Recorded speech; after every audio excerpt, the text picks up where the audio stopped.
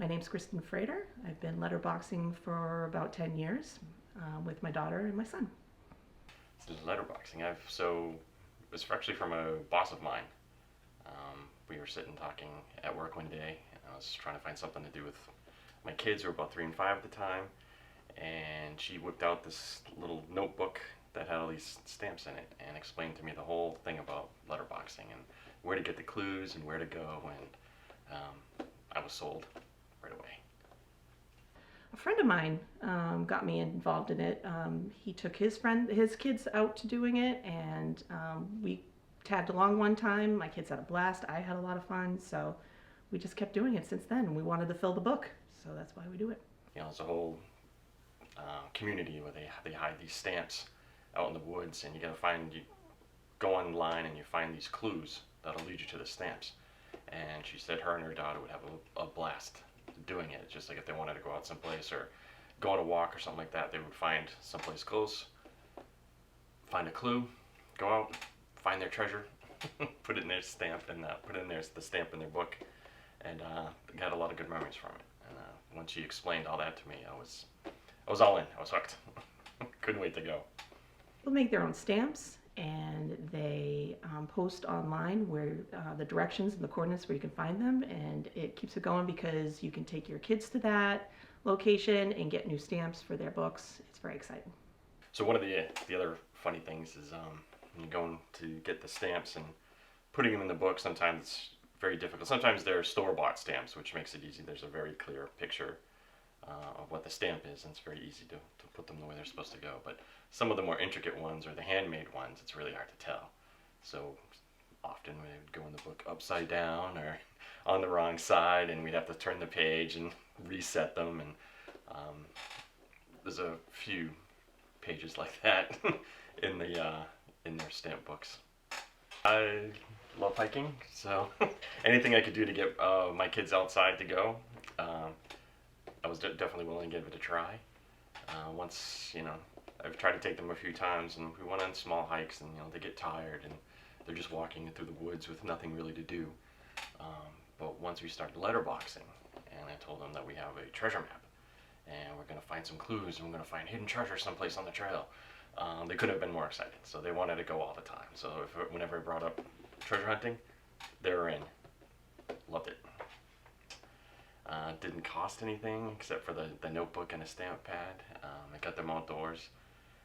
The best thing about it, though, is like if I wanted to take them, like I'll say, well, we're going to go on a hike or something like that, they'd be kind of like, I don't really care. But if I told them that we were going to go on a treasure hunt, now we're in. Now we're on.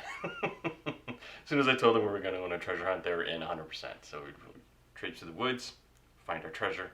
They were very happy. It was one set of stamps that we found, which ended up itself being a treasure map. So we had to go through and find 5 or 6 pieces of this, what we thought was just going to be a picture. And then that picture ended up being a second treasure map. So once we knew it was a second treasure map, the kids were like, yeah, more treasure. So then we had to follow the map to get a second stamp. And that was kind of a blast. It was a really neat one to do. Favorite stamp when I was a kid was probably the Scooby-Doo one we found. I used to watch that show all the time when I was a kid, so finding that was really exciting. I like the Disney stamps. Sometimes there's series with different Disney characters. That's my favorite. And then since you're out in nature, I like the nature stamps too. I like, to see them make their stamps based on the locations where you find them.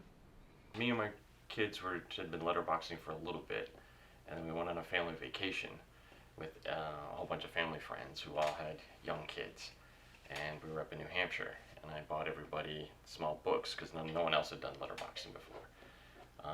So we were up on Cathedral Ledge in North Conway, and I started handing out the books and explaining it to all the little kids, what letterboxing was, and they were everybody had their books and their stamp packs, and they're jumping up and down, treasure, treasure.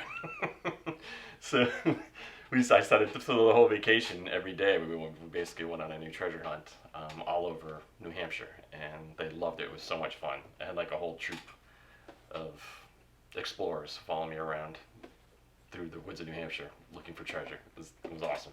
like the feeling of finding a stamp every time, because I would always get so excited and think it's like buried treasure, basically like the super rare thing that like no one knew about, which is like totally not true, but like as a kid you'd think it's like the coolest experience ever. So I got my sister involved in letterboxing too with her son. When we went to visit one time, we would go to the Wilkes-Barre Riverwalk Community Park and found a letterbox that was really cool.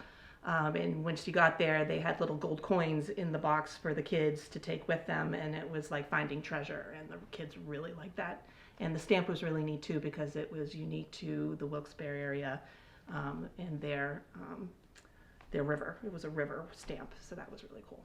We had gone and a family friend had come, and this is before I bought the other kids their letterboxing books, but she wanted a stamp really bad. So I put the stamp on her forearm, put a little too much ink on it. So we leave the area where the stamp was, we come out of the car, you know, we're going to eat lunch or something, get out of the car, and she's just got ink, like blue ink all over her clothes. It's everywhere. I like goes with thanks from her parents. They were real happy. I was dying though. It was funny. It would just be fun sometimes, like on a nice day, just like go and like retrace our steps and like just rediscover them, I guess. Maybe stamp one or two along the way, but yeah. I would go tomorrow if anybody wanted to go, especially if my kids wanted to go. Some of my friends have younger kids. If they ever came up and they wanted to go, I would take them in a heartbeat. It's just I would go back online, find some new clues, find some new treasures that we haven't found yet, and I would be off tomorrow if I could.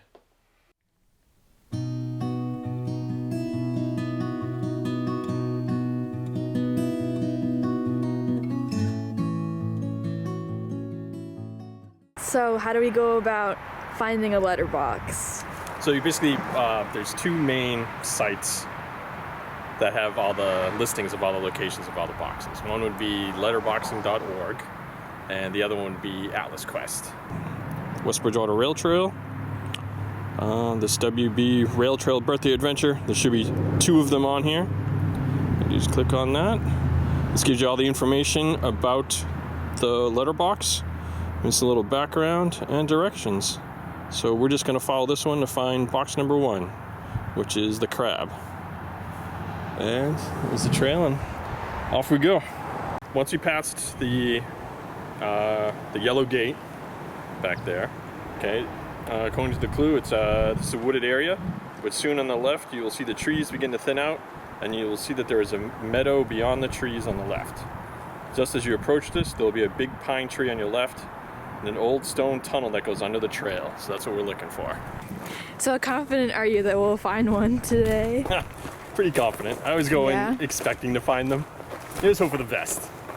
Well, you do have me with you, and I did, do the heavy work when we were little. So I like our chances My good luck too. charm. Yeah. Soon on the left, you'll see the trees begin to thin out. So we've got the nice big path. Just as you approach this, there will be a big pine tree on your left, which we got right there. And an old stone tunnel that goes under the trail, which I believe we have right there. Okay, go down off the trail to the tunnel. Okay, looking back up to the trail, turn to your right. You'll see a cluster of rocks. Approximately 11 paces toward the rock cluster, you will notice a vertical standing rock.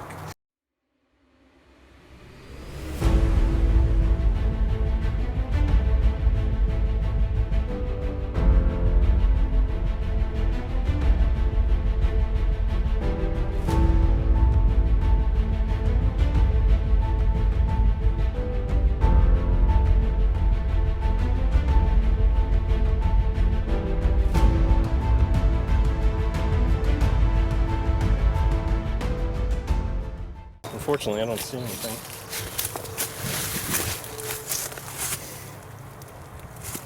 Oh, it happens. See if we have any better luck with number 2.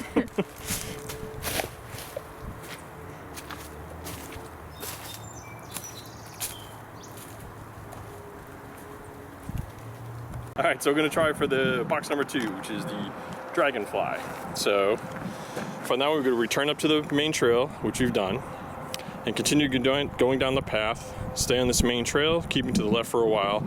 You'll come across a wooden bridge on your left. Pass this and keep going to a 4-way intersection. So over the years, have we run into a lot of missing boxes? That happens. I mean, they're just hidden out in these places, and once in a while, depending on where the person hides them, if they're not hidden well, and you know, and like for instance that spot, I'm sure a lot of people go down by the water tunnel and hang out and stuff like that. And if someone stumbles across it and doesn't know what it is, they could take it. It happens. There's not much you can do about it. You just find another clue and move on. Worst case, even if we don't find anything, or even when we went out when my kids were younger and we didn't find anything.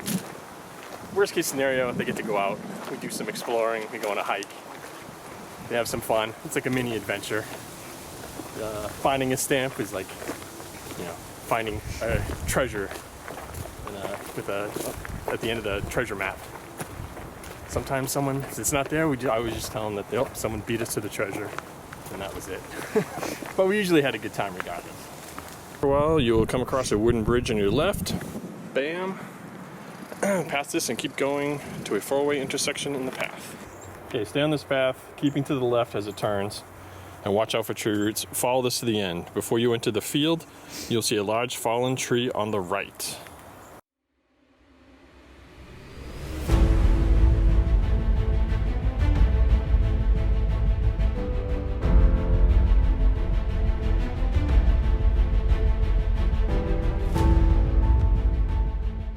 It looks like our log is now missing.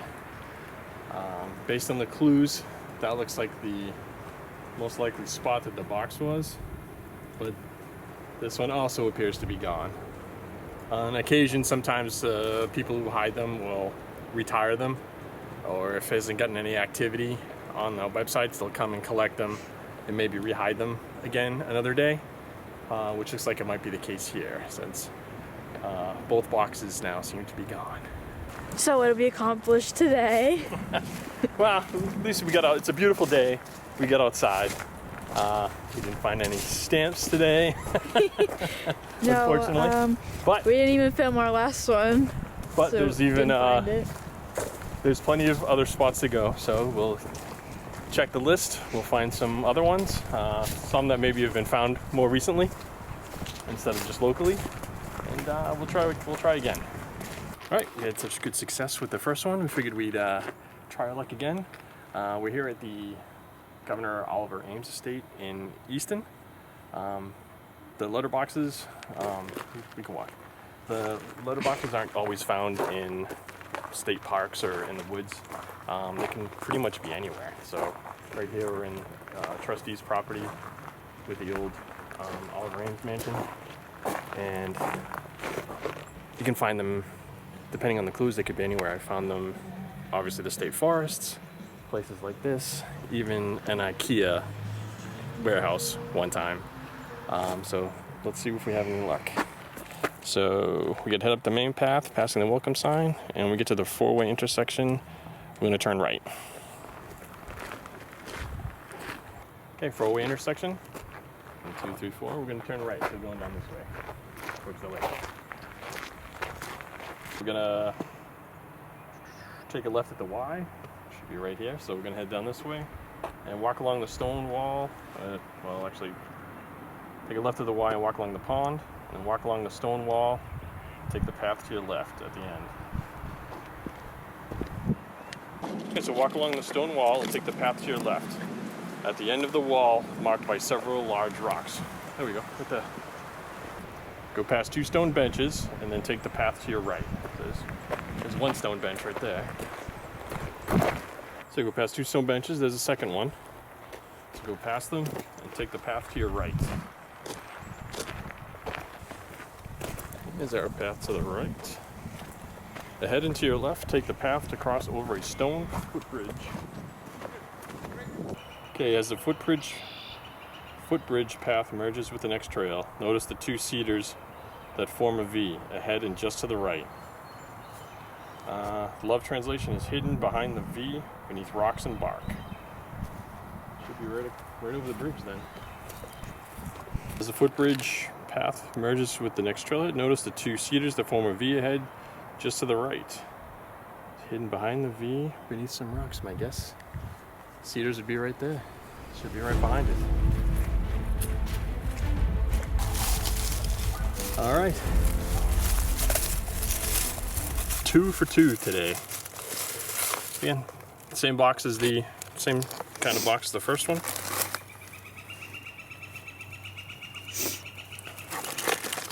So,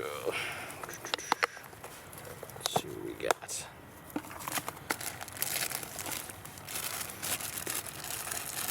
Again, plastic bag for the weather. Logbook if you want to.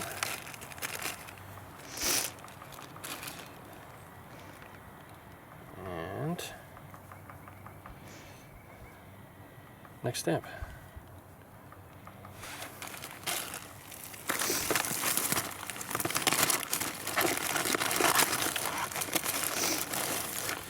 So that, find the page you had the first one on.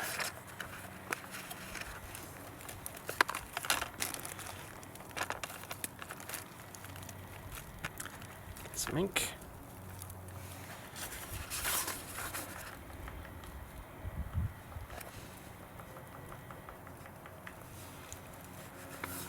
Boom, there we are. 2 for 2 today. 0 for 2 yesterday, 2 for 2 today. And again, same deal. Put everything back where and how you found it for the next person.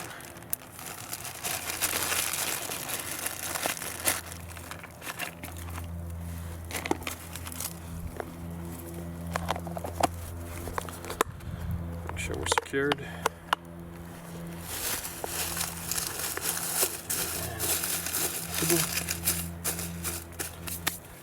And we're good to go.